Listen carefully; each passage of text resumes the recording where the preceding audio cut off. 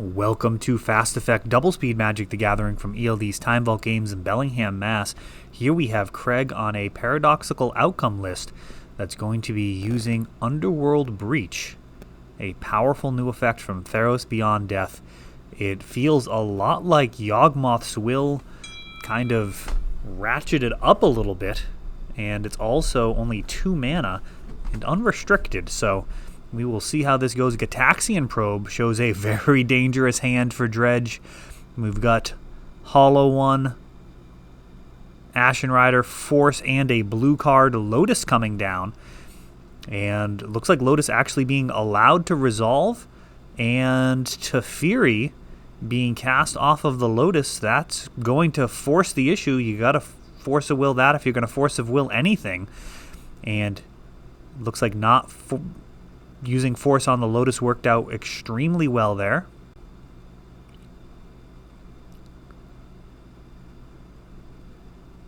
Ended up getting as much value as possible. Hollow One and another Hollow One, and an incredible start here for Dredge. A Lavinia a turn too late to stop these Hollow Ones. Narcomoeba. And an additional Narcomoeba, all off of this Bazaar of Baghdad, enabling the Dredge. The main difference between this and Legacy Dredge, or any other format for that matter. And we've got some Bridge from Belows. And it looks like the question is to swing or not to swing. Can Cabal Therapy, they are never going to actually resolve, but they will allow you to sacrifice a creature to get some zombie tokens. So you can swing with the Hollow Ones here. Lavinia could block. That would get rid of both bridges. Or you can fire off a Cabal Therapy now. You can actually play the Therapy because, of course, the Bazaar of Baghdad is a land and Therapy costs 1. And now Craig down to 10, facing down Lethal. And he has Tinker. A dangerous play. Tinker is probably the best it's ever been in Vintage, now that it can get Bolas's Citadel. No longer restricted to grabbing creatures or artifacts that require you to invest mana, like Mindslaver back in the day. Now you're getting just a completely one-sided effect. Underworld Breach and Brain Freeze, and that's gonna do it. So just like that, Bolas's Citadel allowing for a crazy amount of dredging, and Black Lotus is already in the bin, which is a heck of a card to escape with. He can Brain Freeze himself again. And I believe this is going to be a wrap pretty much no matter what. Brain Freeze, allowing for Craig's graveyard to get stocked with plenty of cards for escaping with Black Lotus. And Brain Freeze can continue to mill his entire deck into his graveyard and then use that to mill out Dredge.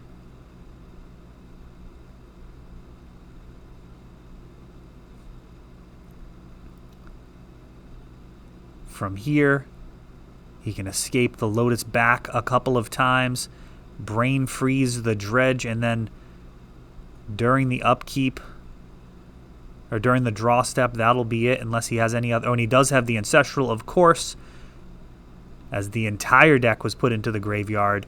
So the Ancestral deals the lethal blow, and a little bit of excitement here from Theros Beyond Death. Underworld Breach,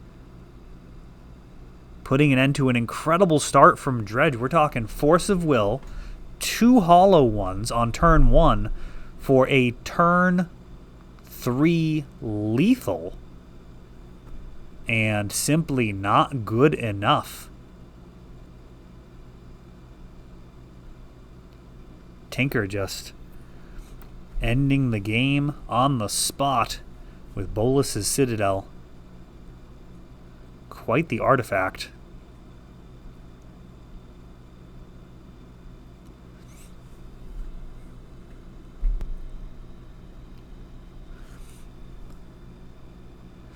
Trying to cut out a little bit of the shuffling here. OBS has a pause feature now, so these videos are done in one take, but I can actually pause to cut even more of the dead time out. Shuffling, one of the only real drawbacks here of paper Magic compared to some of the digital games. It can take quite a while and is largely busy work.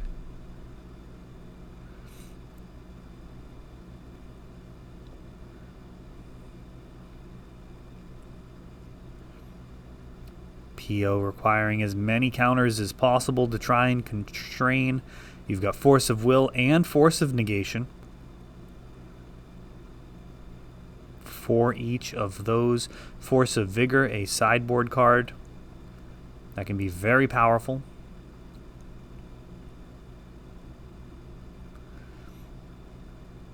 Not only versus Hate, but also taking out just a couple of Moxen can really set PO back quite a bit.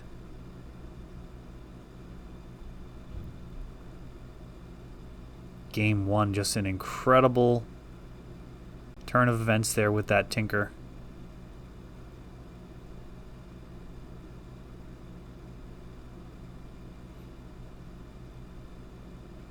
Did cut out a bunch of shuffling, but apparently getting to the opening hands. Very important in this matchup. I mean, the quality of Dredge's opening hand really of paramount importance.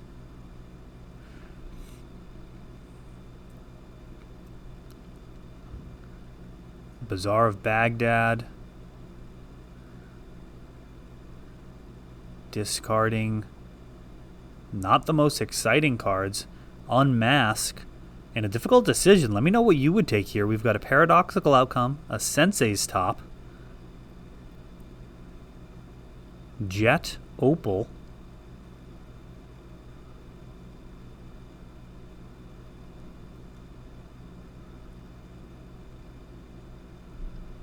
he does have a land.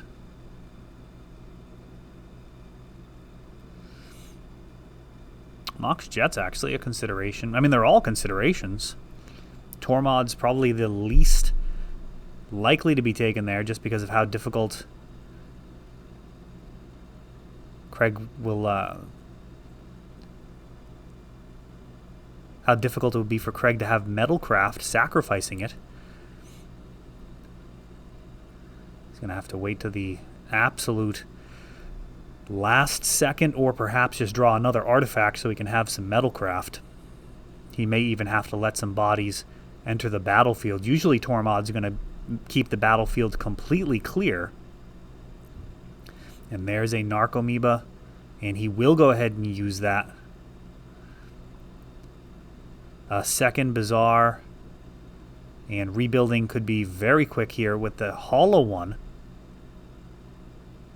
So a clock is set, double Bazaar, but Craig draws another Tormod's Crypt.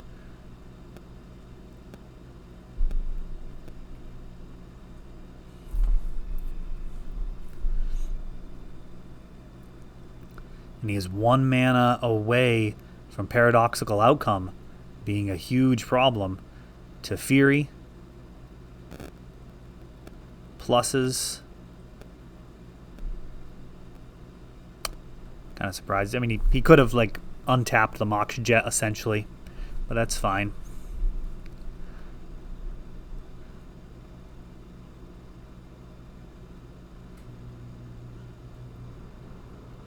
Bazaar of Baghdad's enabling a ton of cards going to the graveyard. Oh, he bounced hollow one with Teferi. That's what it was. I missed that. Thought he bounced it, bouncing nothing. I totally forgot about the hollow one being in the battlefield there. You can tell we do these all in one take. Sometimes I'm making mistakes. Sometimes the players are making mistakes. It's all captured for the channel. And Golgari Grave Troll continues to push forward, despite this Tormod's Crypt in play and Narcomoeba being allowed to resolve, but no Cabal therapies. Paradoxical Outcome is in hand, and that is a disaster. Just needed a therapy, and this game would be radically different. Craig may be able to just win right here. He's got 4 permanents he can return with Paradoxical Outcome, resetting to Fury as well. He's got to draw 4.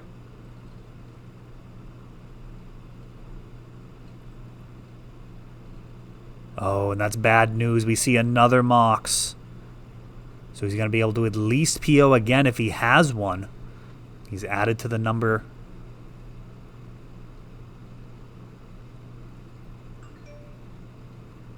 of permanents, and it looks like he's got a Time Twister.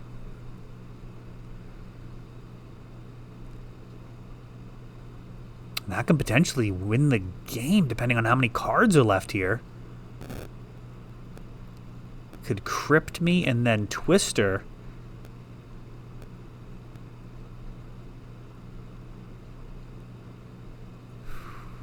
Not good. This is not good.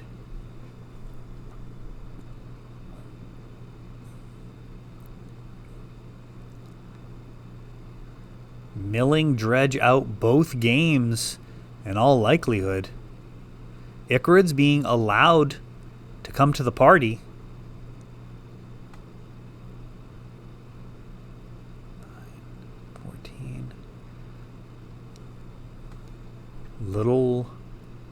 Little surprising. It might have been fine to just Crypt there. It's going to take some extra damage.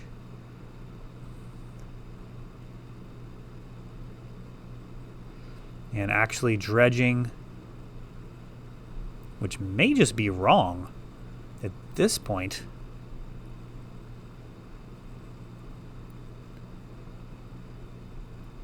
Getting decked out a very real possibility. Ancestral, Time Twister, Wheel of Fortune, Memory Jar, a lot of possible cards in Vintage. So Crypt, clearing the graveyard. It'll be 13 damage coming in.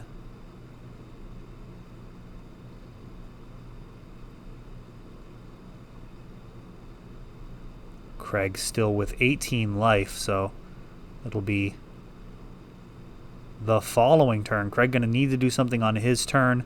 As we saw, he's got that Time Twister. Oh, and this is all in response to a Cabal therapy. So therapy whiffs, and that Vamp Tutor likely will spell lethal. Not able to get him down to 2 life.